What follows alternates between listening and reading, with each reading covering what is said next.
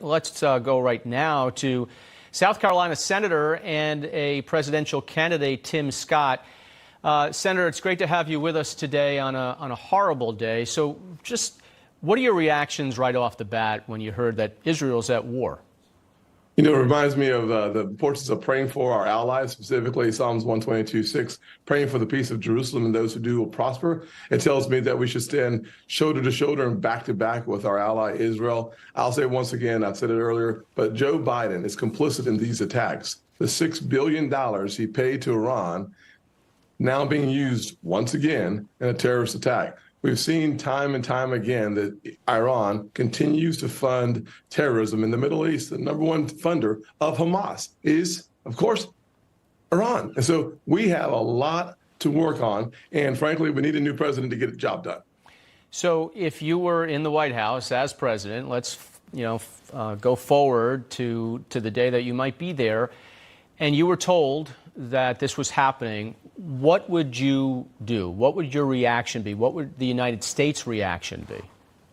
First thing to do is condemn the attack. Second thing is let the people of Israel know that we're praying for them. Third is make the call to Prime Minister Netanyahu to see what resources they already need. Thankfully, we've been working with them in tandem for decades, and some of the missile protections that they have in the Iron Dome and beyond is because of our effective collaborations together with the nation of Israel. I would make sure that they have the resources and the weapons they need to defend themselves and to go on offense as well. I would make sure that the prime minister knew that there's no daylight between Israel and America. And then I would ask Congress to pass a resolution condemning the attacks and supporting Israel, both houses, both parties. And I want it to be unanimous. If Israel requested U.S. presence on the ground or warships to be there to help, is that something that you would consider? Having the Sixth Fleet in the region would be an important part, whether it's a humanitarian action or helping to negotiate on the hostages that have been taken. Having our people in the region to be helpful, I think, is an important part of the engagement. What we do next would be determined by what's happening on the ground. So, this is a day where all candidates and politics gets pushed, to the side. But yes. I want your reaction on this. The White House today put out a release, a statement, which they quickly pulled back. But it was basically when these attacks started that the U.S.'s reaction was, hey, Israel, stand down, don't retaliate. Obviously, the reaction to that was pretty swift against what they put out.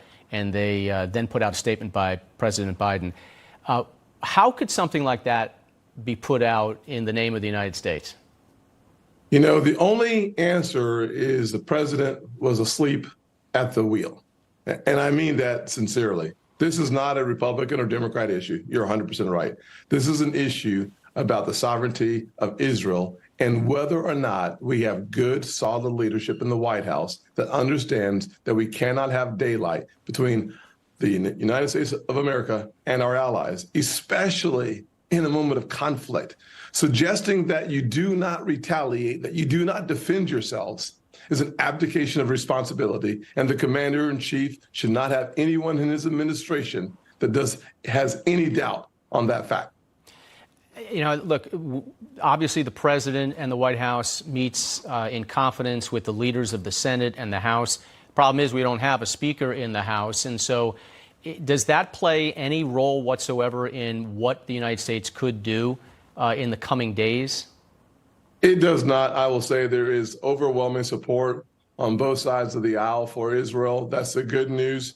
We need to make sure that we speak with one voice as the United States of America, the most powerful nation on God's green earth. And that one voice is we stand with Israel, period.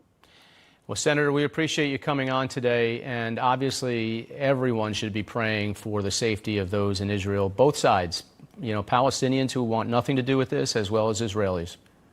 Thank you so much. All right, thank you.